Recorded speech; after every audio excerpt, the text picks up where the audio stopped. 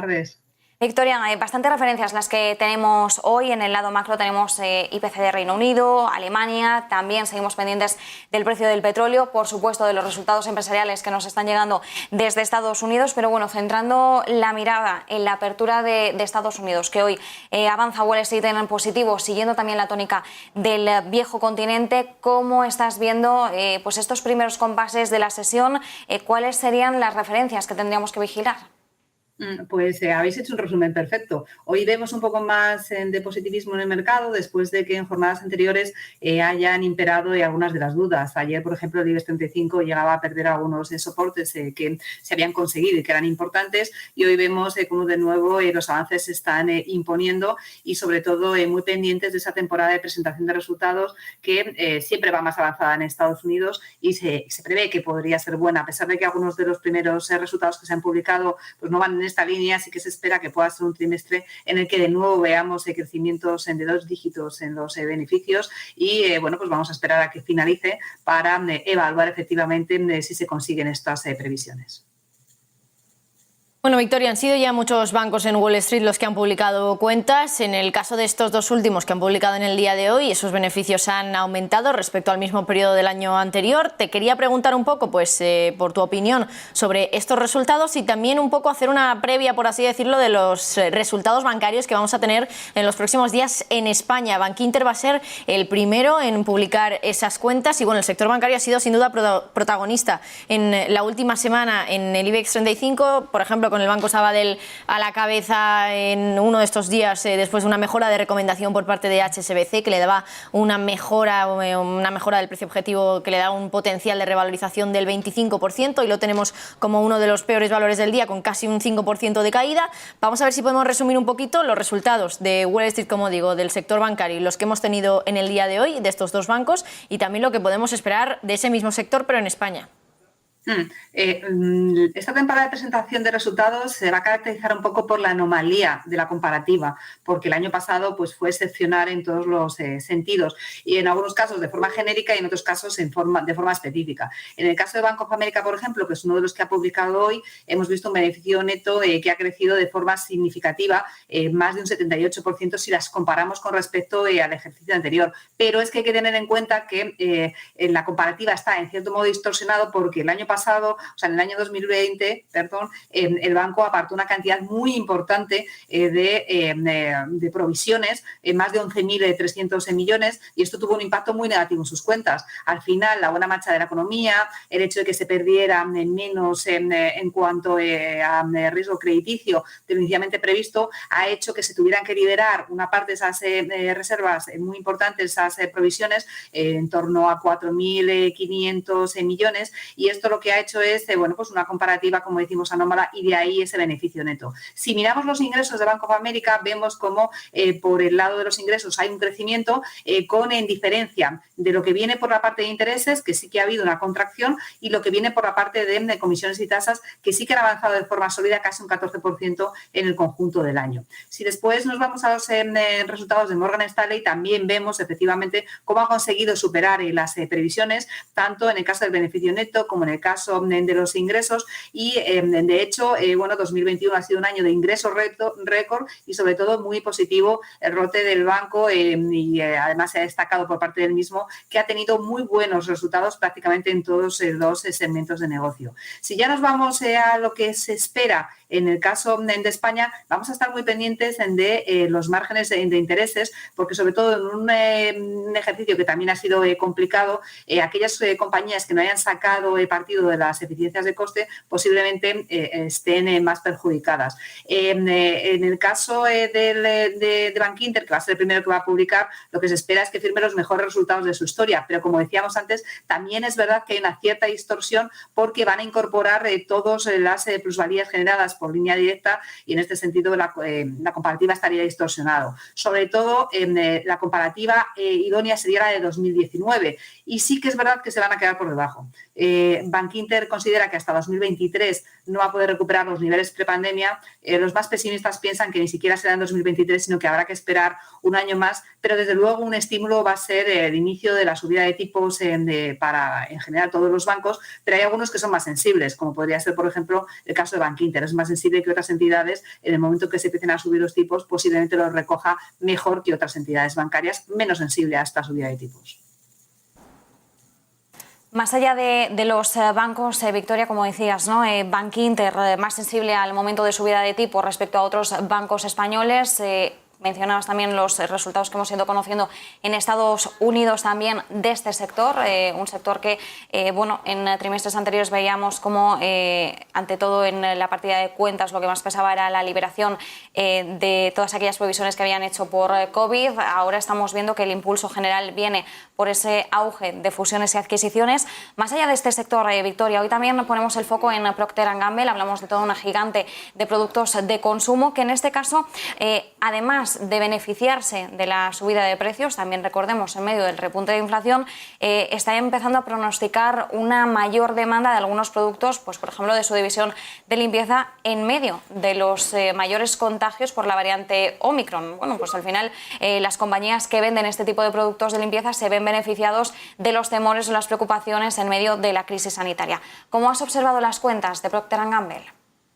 Pues efectivamente, este es uno de los factores que podrían impulsar las cuentas de la compañía y efectivamente en un contexto de reapertura de la economía podemos seguir esperando que haya fortaleza en las ventas de la compañía, que además, como bien estabas diciendo, al tocar tantos elementos está menos expuesto a consumo que otras compañías que a lo mejor están más focalizadas. Así que si efectivamente continúa la estabilización y la reapertura de la economía, las cuentas del gigante podrían ir evolucionando de una manera bastante positiva en los próximos trimestres.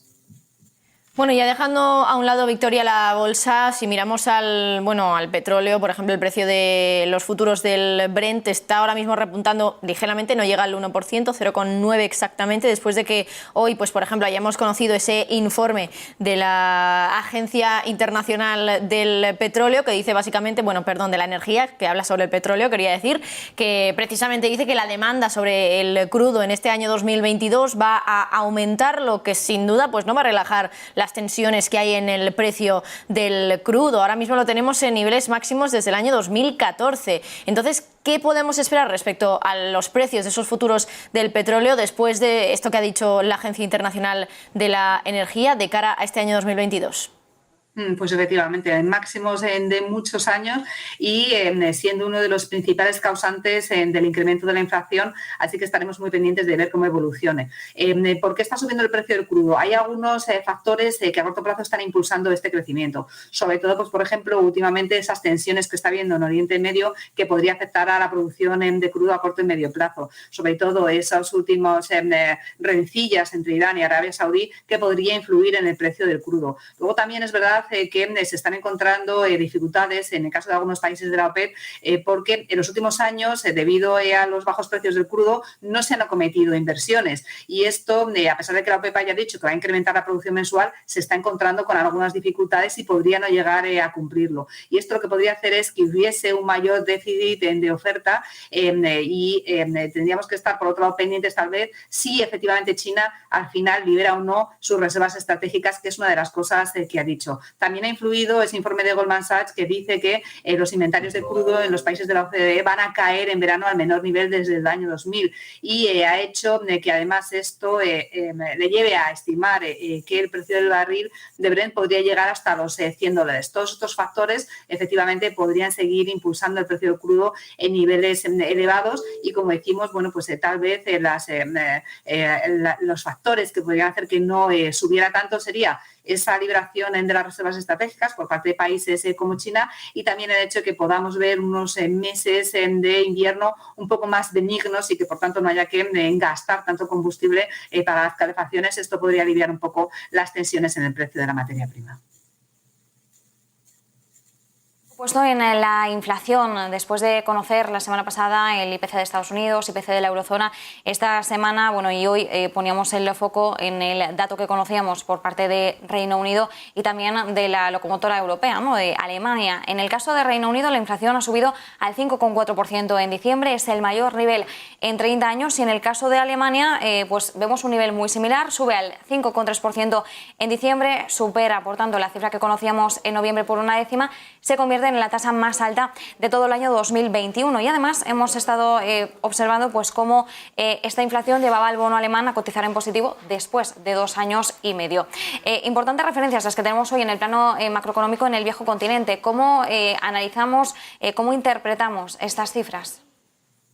Pues efectivamente es uno de los aspectos que nos han estado preocupando ya el año pasado, y este año continuaremos muy pendientes de la inflación por las repercusiones que podría tener. No olvidemos que el Banco de Inglaterra ha sido el primero de los grandes bancos centrales que ha dicho que ha subido los tipos de interés. Poco de momento, pero es un primer paso que podrían seguir otros bancos centrales en caso de que persistan estos problemas en la inflación y, por tanto, es uno de los factores que podría además pesar sobre la economía. Y además no solamente eso, sino que en algunos casos se estima que todavía no hemos llegado a ver el pico. Por ejemplo, si hablamos de Reino Unido, no olvidemos que en estos momentos hay algunos aspectos que comparan favorablemente. El IVA está a niveles más bajos, además se ha establecido un tope a los mercados de gas y electricidad, pero cuando se eliminen podríamos ver unos incrementos todavía mayores en el precio de la energía y podría llegar a subir, en el caso de Reino Unido, la tasa de inflación cerca de 6%. Es decir, niveles muy por encima de los niveles objetivos que marca el Banco Central Europeo, que marcan algunos bancos centrales, y por tanto estaremos muy pendientes. No olvidemos que el Fondo Monetario Internacional ha dicho que la inflación es en estos momentos un riesgo muy grande para la economía. De hecho, es un riesgo mayor, según el Fondo Monetario Internacional, que la propia variante de Omicron de coronavirus. Así que pues vamos a estar, como decíamos antes, muy pendientes de ver cómo va evolucionando los precios de la energía y cómo podría esto impactar en la toma de decisiones por parte de los bancos centrales. Bueno, Victoria, y volviendo a los resultados que tenemos en Wall Street, ya hemos conocido algunas de las cuentas del sector bancario, pero también vamos a estar muy pendientes a los resultados, a los números que nos trasladen las tecnológicas. Empiezan la semana que viene las FANG a publicar esas cuentas. Si tenemos en cuenta, bueno, pues cómo va el índice, por ejemplo, del Nasdaq, en el gráfico, por ejemplo, si lo miramos, vemos que, bueno, está en mínimos de los últimos meses. Así que vamos a estar muy pendientes a qué números, qué cifras nos dan esas tecnológicas a partir de la semana que viene. Por ejemplo, Apple, si mal no recuerdo, publica esas cuentas, esos resultados, el 27 de enero. ¿Qué podemos esperar de los resultados, de las cuentas, de los números que nos van a dar estas compañías tecnológicas? Bueno, decíamos al principio que se espera que sea una buena temporada de presentación de resultados. El consenso estima que podríamos ver en conjunto en Estados Unidos un incremento de los beneficios cercano al 20%. Pero es verdad que no va a estar igual repartido. Energía, por ejemplo, se espera que evolucione mejor, y dentro de aquellos sectores que lo pueden hacer peor, precisamente son todas aquellas compañías o algunas de las compañías que están, por ejemplo, en la parte de tecnologías de la comunicación. Con respecto a las grandes tecnológicas, aquí hay bastante disparidad en cuanto a las previsiones que va a haber. Y ya vimos además como en el anterior trimestre precisamente algunas de estas compañías decepcionaron con sus cuentas. Y además especialmente pendientes porque como han sido en algunos casos las estrellas que más han brillado en meses anteriores, estamos hablando de unas valoraciones exigentes. Hay otro factor que no les viene nada bien tampoco a las tecnológicas, que es ese repunte que está habiendo en los tipos de financiación a consecuencia de que ya se ve en el horizonte un poco más cerca ese inicio de la subida de tipos de interés. Así que estaremos muy pendientes de ver cuáles son los márgenes que presentan estas compañías y ver si efectivamente son capaces de no decepcionar con sus cuentas, porque es uno de los sectores de los que se espera algo menos en esta temporada de presentación de resultados.